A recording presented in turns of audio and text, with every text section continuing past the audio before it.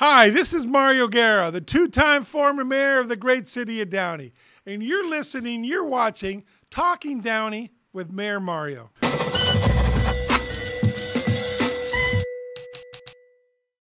Hi, folks. How's everything going in Downey these days, right? There's a little election coming up in a couple of months.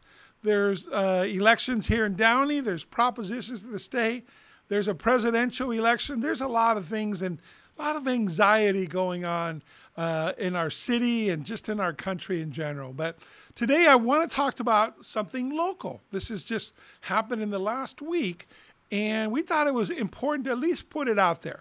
We're not taking a position. Well, I'm taking a little bit of a position. So let me tell you something about United Methodist Church here in the city of Downey. This last weekend, they held their 170th anniversary. They had an event, a service, 170 anniversary. That is amazing. They got a great history here in Downey. There's so many people that have gone through that church. I mean, the Carpenters are probably one of the most famous ones. But, they have a preschool that's probably the best preschool in the city of Downey. My kids went through. They actually went there with the Carpenters' kids. My grandkids have recently just gone through there, too. So it's a pretty special place. But, they've lost a lot of their congregation, if you will. And their new pastor is a young man. I think he's 30. He's been there a year. His name is Brad Biggerstaff. So he started looking at different things. He announced on Monday, he came to the Downtown Improvement Association. He said that, there's a lot of declining maintenance on that particular property over the years, and they've gone from 200 people down to 20. So they've been hurting from building up the church, and he was brought in a year ago. But by the way, let me go back a little bit.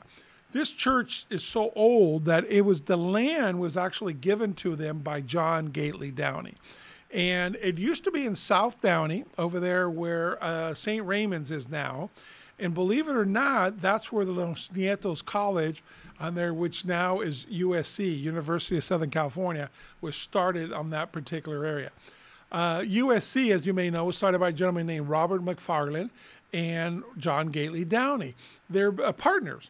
Robert McFarland was actually a Methodist, okay, and John Gately Downey was a Catholic. You can look this up because it's part of the history.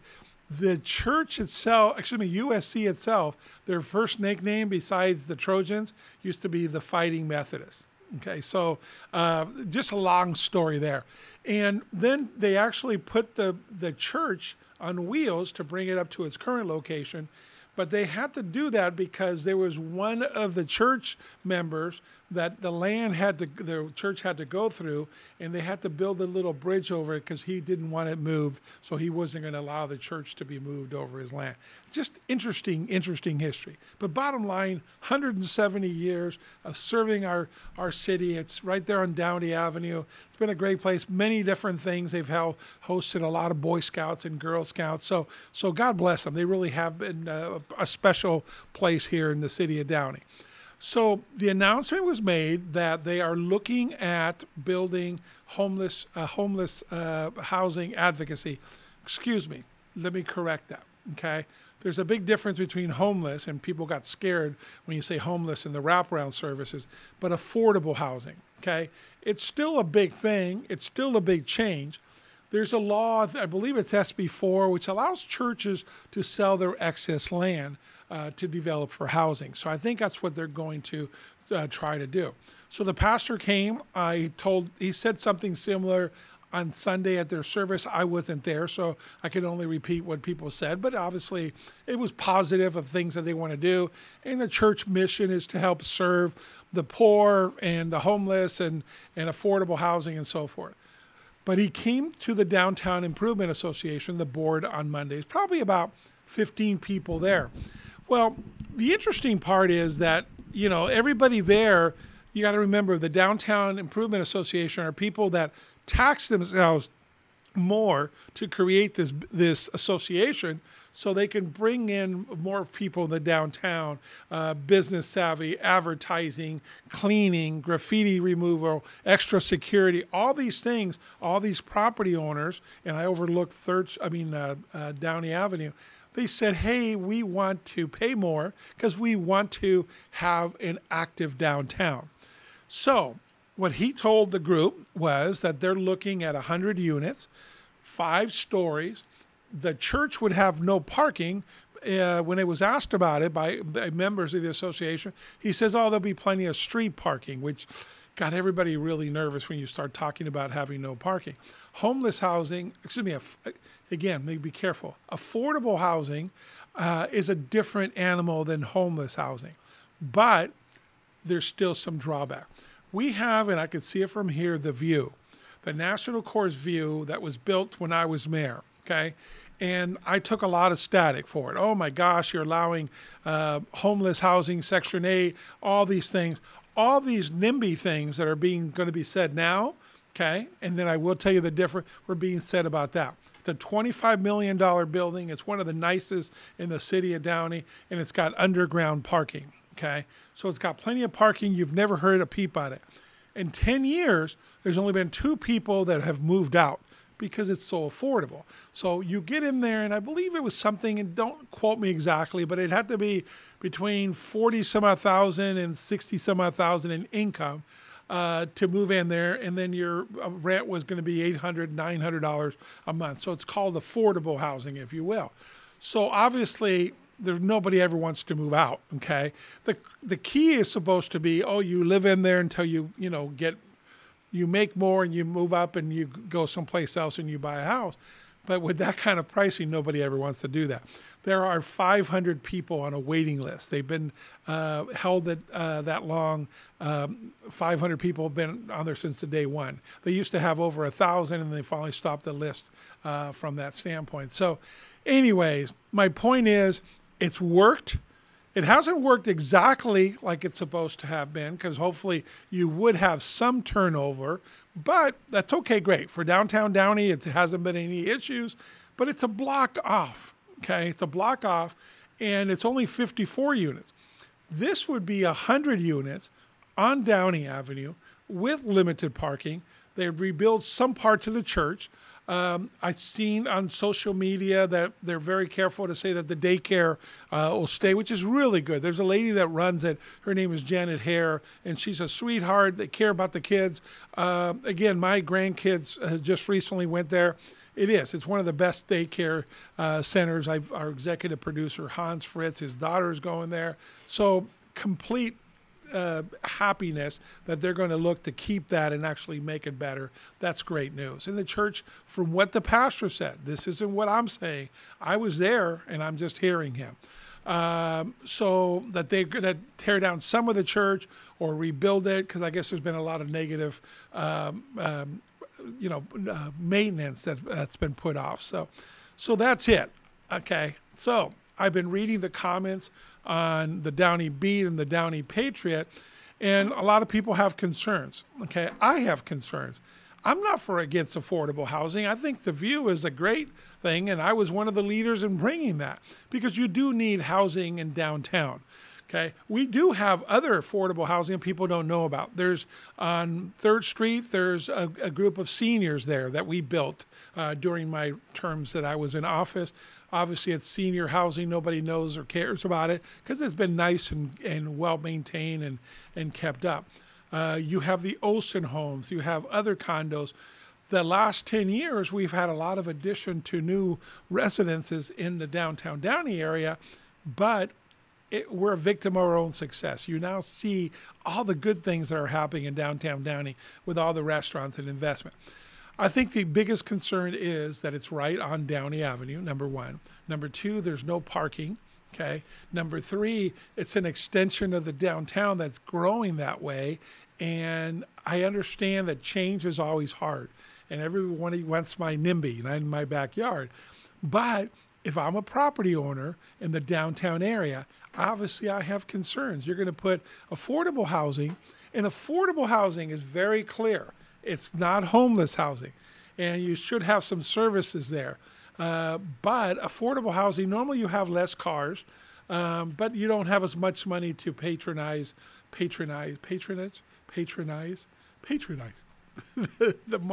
the restaurants and so forth. So it's a toss up.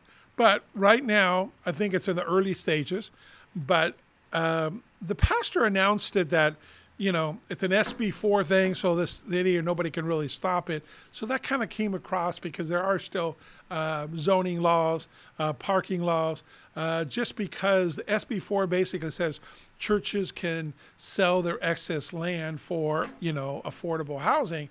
It doesn't mean it's carte blanche from the city. So there's going to be a lot of opposition. I think it's ambitious to do 100 units on that property. When you look at the view, it's a 4-story building and it's 54 units and without parking. So just want to make sure and inform it. I am not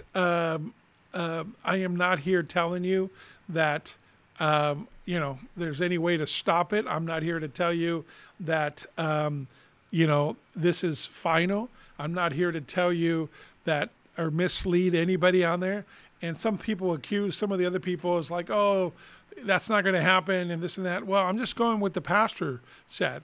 And the pastor, he seems like a nice young man. He's 30 years old. I guess he did this in San Francisco at another church he was in there. So obviously he's got experience in dealing with developers. So he's already, screened out some developers. And he lives in Santa Monica now. So he doesn't live in the city. So I don't know if he knows our community. From a church standpoint, of course, the Bible tells us that we need to reach out and help others who are less fortunate. I totally get that. Okay. But you also need to take care of the community you're at, and you also need to listen to the will of the people. There's a combination. We can't fix it all right here. We have 40 some odd churches in the city of Downey, and if everyone took that position there, we'd have nothing but affordable housing. He did bring up housing is expensive in the city, especially, a 2-bedroom goes for, $2,000 or something like that in a nice building. And I totally understand that. It was brought up in the meeting that, Downey has a 100% occupancy rate.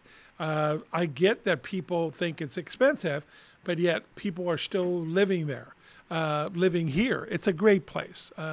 This morning we had the 9/11 memorial over at City Hall and have our police and our fire and our city council. And it makes you proud that to have our own police and our own fire department. And that's one of the reasons Downey can be and is more expensive. We have that, our own public safety. Our school district, folks, is second to none. We have a great school district. I'm so proud of them. High graduation rates, a lot of career education, a lot of magnets and different things that can go in.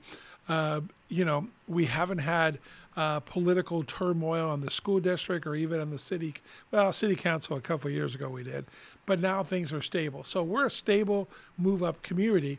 So I understand that we're expensive. So I think property owners want to keep it that way and want to, reap the rewards of them investing their life savings on that. So I think somebody told me afterwards there that was at that meeting, they took a little exception. Here's a new young man and coming into the community, selling this idea and doing this when he hasn't lived here or hasn't put his time. So I understand that those type of concerns, but I'm not going to judge him for that on there. That's not my place. But anyways, I thought it was important to bring this issue up. Like to welcome your comments. It's early on in the process. But again, United Methodist Church on there, this is what was told, looking at building 100 units, street parking for the church. There's got to be something, I think, for parking for the housing. It will be affordable housing on Downey Avenue. The preschool will stay, and maybe this will give them money to upgrade the school from a physical standpoint. But again, the school is amazing, that preschool. And just wanted to go on record and let everybody know about it. Feel free to contact the pastor. I think the Downey Patriot and the Downey Beat both have his phone number, Pastor Brad Biggerstaff. So anyways, here's an opportunity to have a dialogue. I think where you're going to be hearing a lot more in the next 6 months or a year.